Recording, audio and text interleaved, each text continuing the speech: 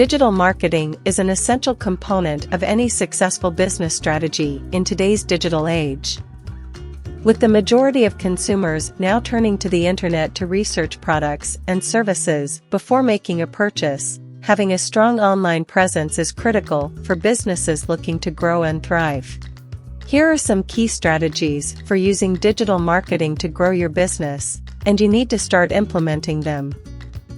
Start by establishing an ideal customer profile for your business. Consider the size of businesses that would be a good fit for your product or service. Identify the industries that are most likely to benefit from your product or service. Consider the revenue of the businesses that would be a good fit for your product or service. And then continue with content marketing. This is the strategy that involves creating and sharing valuable, relevant, and consistent content with the goal of attracting and retaining a clearly defined audience.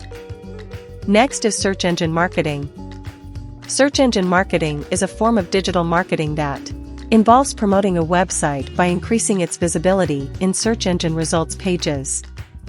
SEM typically involves paid advertising through programs like Google Ads, as well as search engine optimization, SEO, techniques that help improve a website's organic search rankings. And last but not least, social media marketing.